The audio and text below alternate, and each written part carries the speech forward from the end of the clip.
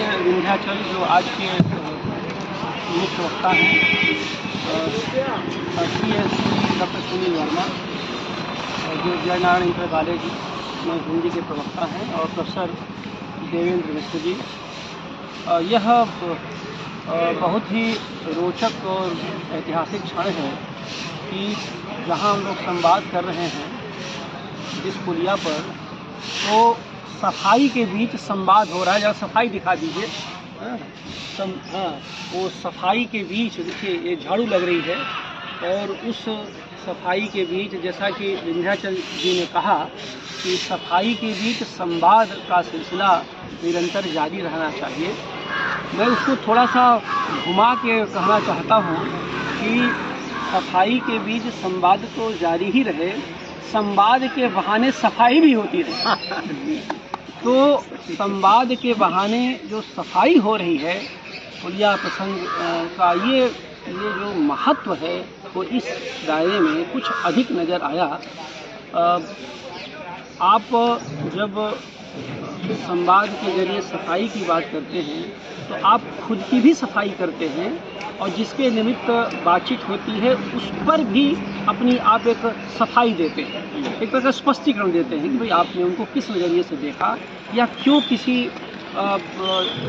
युग पुरुष को आप पसंद करते हैं। खास बात ये है, जब यह विषय प्रेमचंद का पथ जब चर्चा में आया, और 2 दिन पहले हम लोग इस विषय की चर्चा किए, तो कई लोगों ने समझा कि भाई ये प्रेमचंद का पथ क्या है, बड़ा अजीब सा, बड़ा टेढ़ा मेढ़ा कुछ विषय है। तो मैंने कहा भाई पुलिया पर हम लोग ऐसे ही विषय पर चर्चा करते हैं।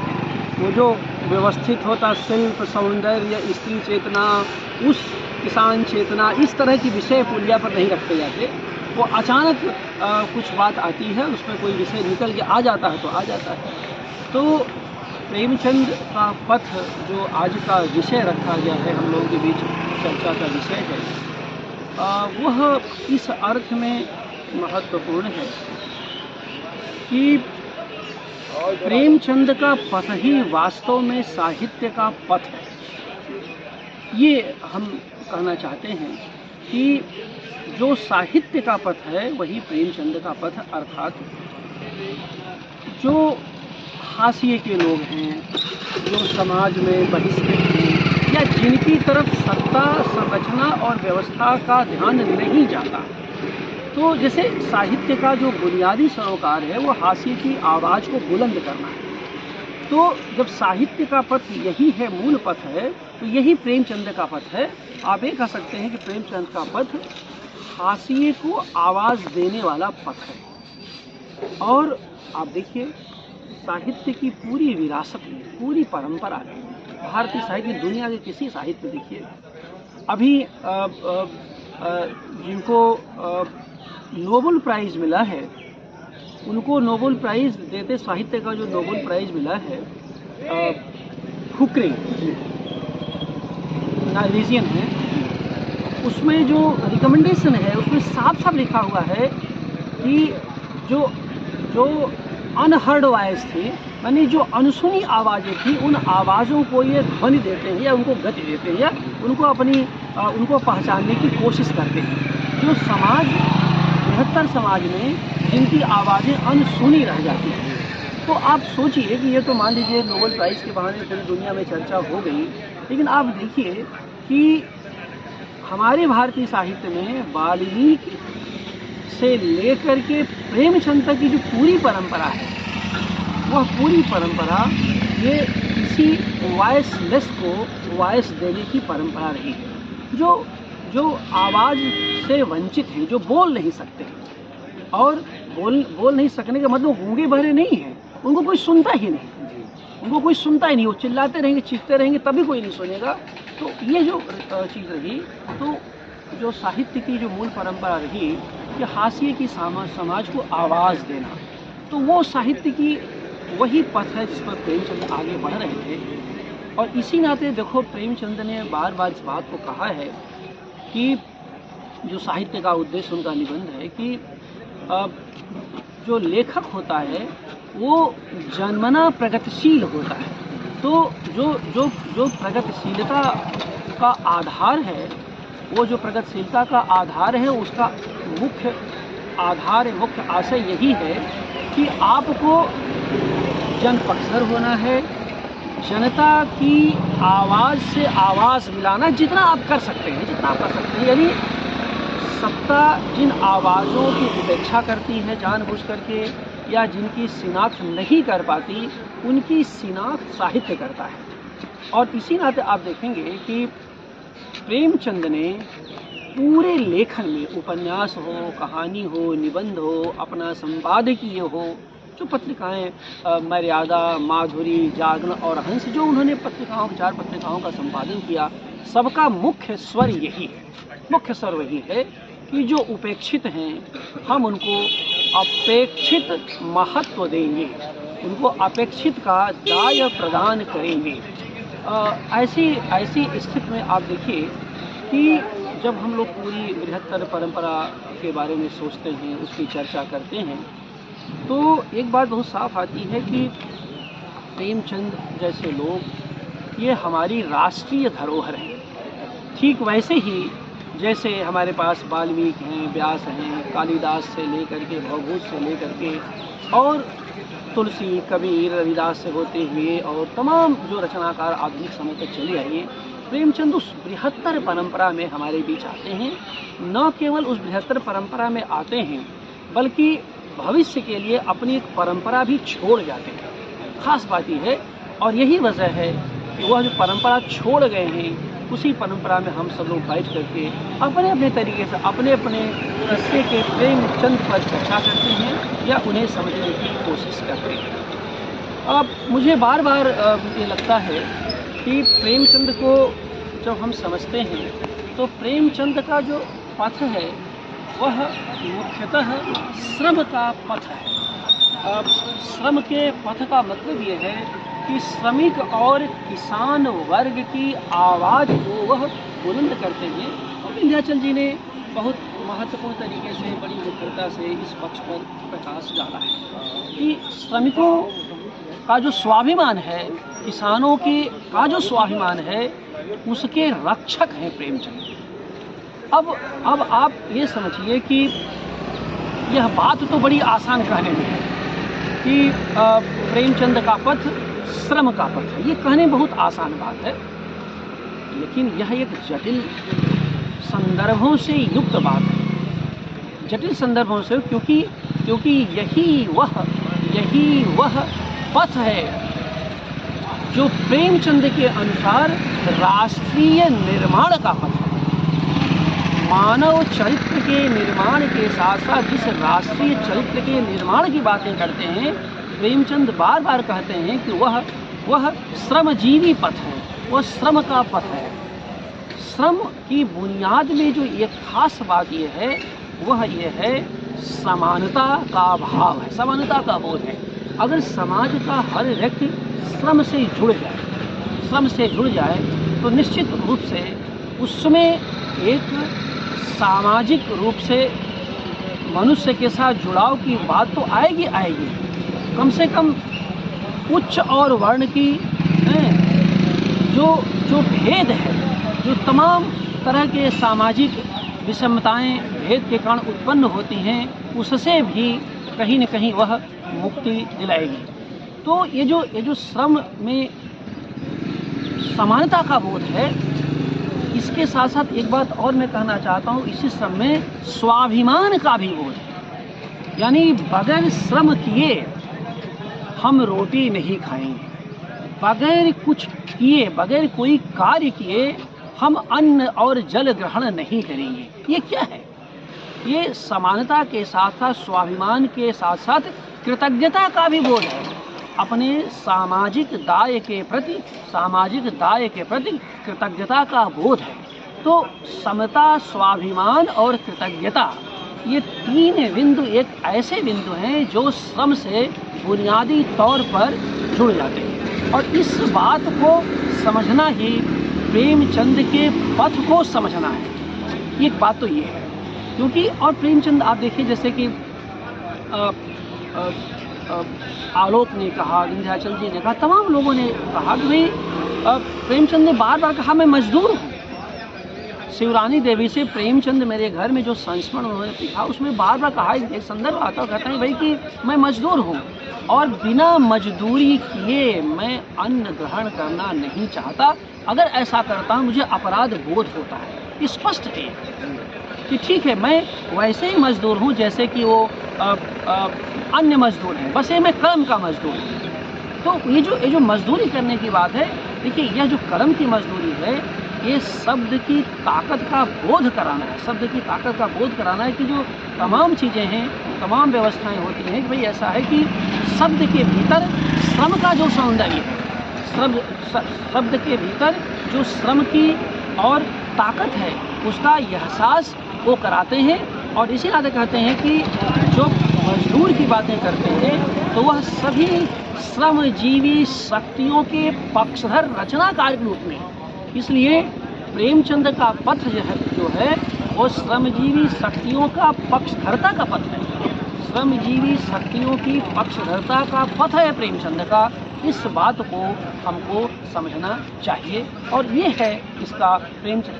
मैं बार बार सोचता हूँ कि प्रेमचंद के श्रम के बारे में, उनकी मजदूरी यूँ ही एक शब्द नहीं कर दिया प्रेमचंद ने, वह पूरे उनके सांस्कृतिक बोध और साहित्यिक चिंतन का निकष एक कसौटी है जिस पर बार बार ऐसे आप बताइए कोई आदमी उस जमाने में हो और उन्होंने एक अच्छी खासी नौकरी अपने स्वाभिमान के छोड़ दिया, तो ये सारी चीज़ें हैं। अब यहीं पर प्रेमचंद का जो गांधी से संवाद है, जो लोग कहते हैं कि प्रेमचंद पर गांधी का प्रभाव था, उससे भी प्रेमचंद का मोह भंग होता है।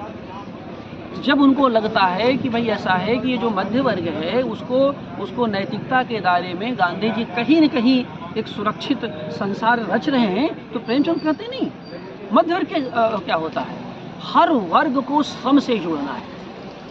चरखा, कबीर का चरखा और गांधी के चरखे के जो प्रभाव में प्रेमचंद आते हैं वो इसी तरह से आते हैं कि चरखा काटने वाला व्यक्ति या चरखा से जुड़ा व्यक्ति श्रमजीवी होता है, श्रम करता है। अपना वस्त्र, अपना आभूषण जो कुछ है हम खुद बना के पहनेंगे।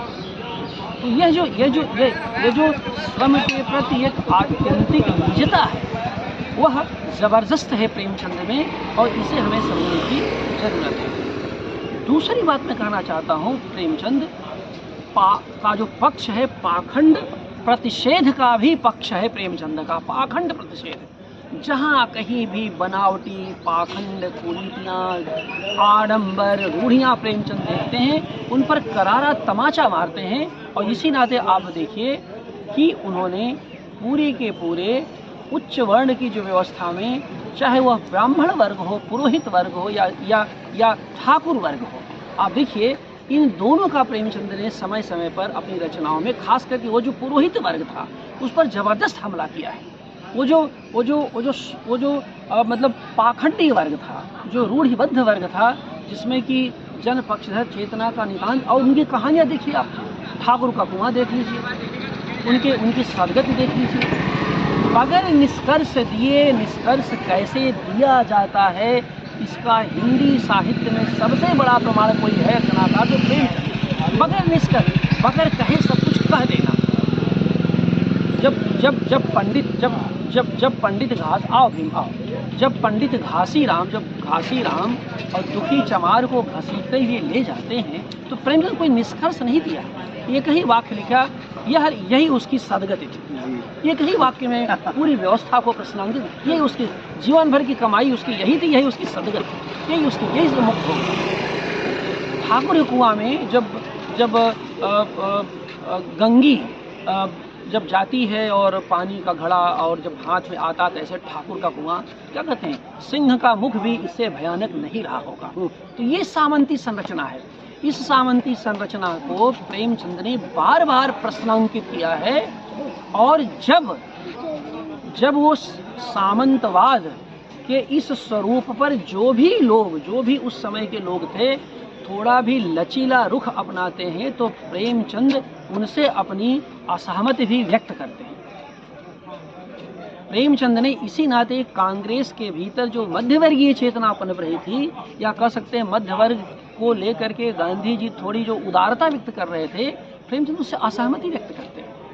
कहते नहीं, इन लोगों को भी श्रमजीवी होना चाहिए, इन लोगों को भी किसानों श्रमिकों से जोड़ने की कोशिश करनी चाहिए।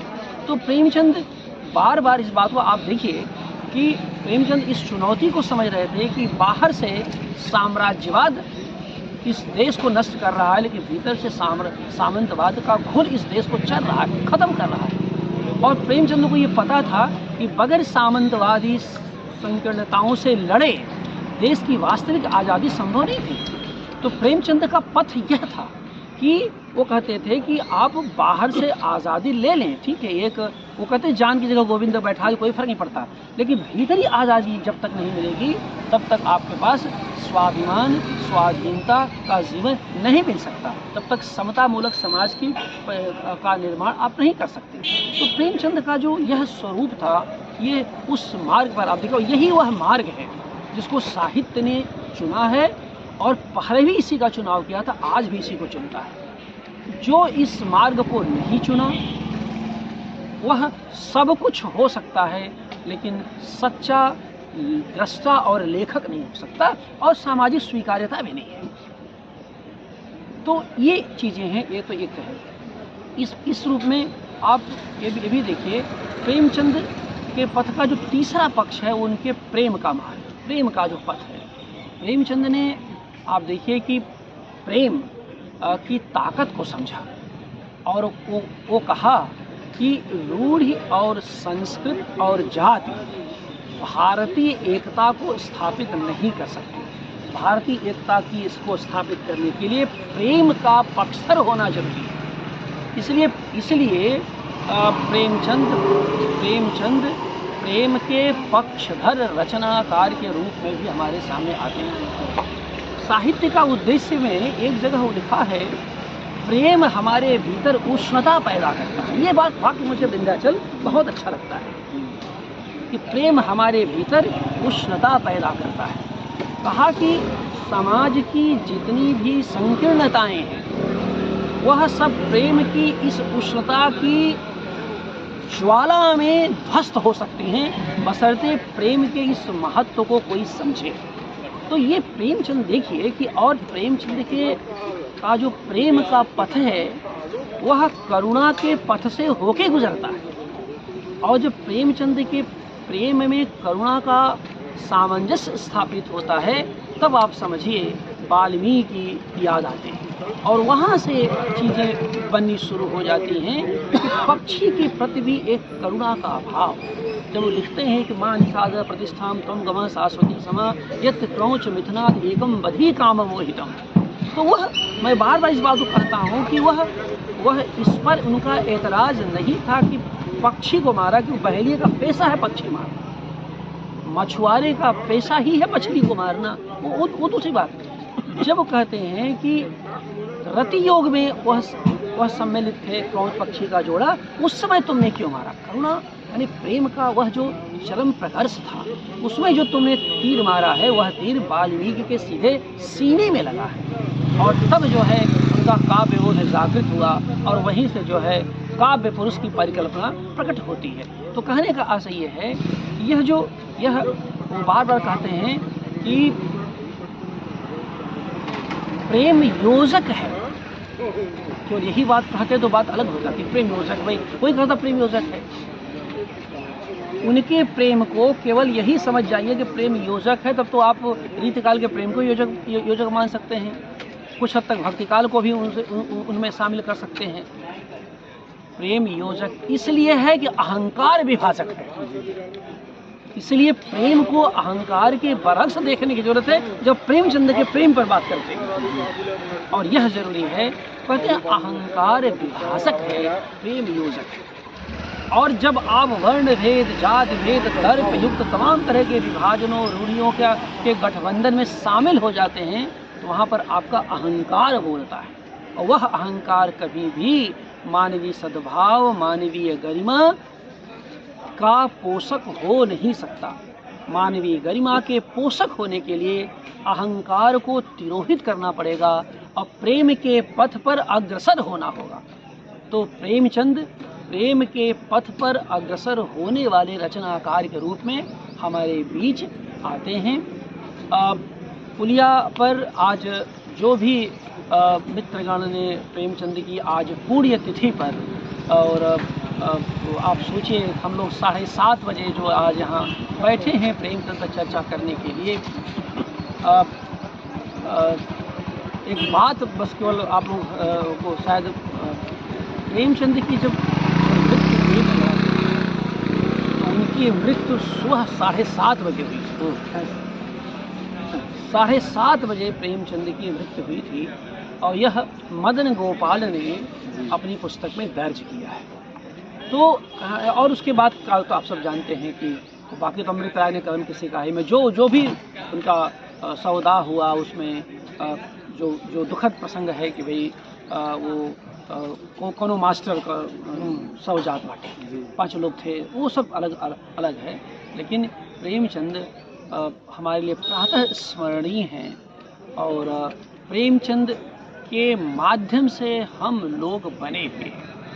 क्योंकि प्रेमचंद से जुड़ना अपनी आंतरिक रूढ़ियों और जड़ताओं से मुक्ति का विधान भी रचना है। आप कुछ ना पाएं, आपसे कोई मतलब देखिए, पानी खोने का तो मामला ही नहीं है। प्रेमचंद को समझना पानी खोने के मामले से बहुत आगे की का सोचना है, वो आगे सोचना है। अगर यही हम सबको मिल जाए, हम एक सुंदर नागरिक हो जाएं, अपने दायित्व बोध को समझें और तमाम तरह की संकीर्णताओं से सतत मुक्त रहें, क्या ये कम बड़ी उपलब्धि है? और क्या चाहिए? थोड़ा सा आगे के बारे में सोचें, थोड़ा गतिशील रहें, क्योंकि देखिए गति में ही प्रगति शामिल है। पुलिया का जो प्रसंग है गति में प्रगति को रेखांकित करता है। इसलिए बार बार मिश्रा जी मैं कहता हूँ कि गति है, चलोगे तभी प्रगति में शामिल हो जाओगे। केवल बैठ करके कोई प्रगति में शामिल नहीं हो सकती, क्योंकि प्रगति में गति का होना जरूरी है। वो किसी माध्यम गति हो, गति का लेकिन स्वर और तेवर सकारात्मक हो। गति ये भी हो सकती है कि चोरी के लिए दौड़ जाइए, मारपीट के लिए दौड़ जाइए, वो गति नहीं, उसका मूल स्वर सकारात्मक हो। और उस गति में यह बात भी शामिल है कि आप अपनी गति में जा रहे हैं और कोई बीच में वंदे भारत ट्रेन की तरह छोटे छोटे टुकड़े रख दे, तो कोशिश यह करिए कि उन टुकड़ों को हटा के आगे बढ़ जाइए। न हटे तो भाई अब वंदे भारत ट्रेन तो अलग है, उसका तो बड़ा पता नहीं कौन से सिरे होते हैं, स्पीड से चली ट्रेन पर पत्थर को पटरी पर रख करके, और उसको वो तो एक दुखद प्रसंग है, अलग बात है। लेकिन प्रसंग ये हम लोगों का मानव जीवन के लिए है कि आप दौड़ रहे हैं, चल रहे हैं, रो रहे हैं, तो कोशिश कीजिए वो पत्थर को हटा के आए, ना हटे ना तो आप तड़ से घूम करके अपनी गति को मत रोकिए, क्योंकि उस पत्थर को कहीं नहीं जाना है, उसको वही पड़े रहना है। वो उसकी प्रकृति है, जड़ है और आप चेतन है। तो जड़ चेतन के बीच संवाद तो रहे, लेकिन उस संवाद की प्रक्रिया में सजग रहिए कि आप एक चेतन प्राणी हैं। आप जड़ से टकराएंगे, ज़्यादा जड़ से टकराएंगे तो जड़ ही हो जाएंगे। तो प्रेमचंद को समझना, यह भी अपनी चेतना के मार्ग पर, अपने ऊर्ध्वमुखी चेतना के मार्ग पर निरंतर आगे बढ़ते जाना है। इन्हीं शब्दों के साथ मैं आप सबको अपना आभार कहिए, अपना स्नेह देता हूँ, आभार व्यक्त करता हूँ, और पुलिया को ऐसे ही जीवंत बनाए रखिए। आज के दिन पुलिया प्रसंग की ओर से हम लोग सामूहिक रूप से प्रेमचंद की स्मृति को प्रणाम करते हैं। धन्यवाद।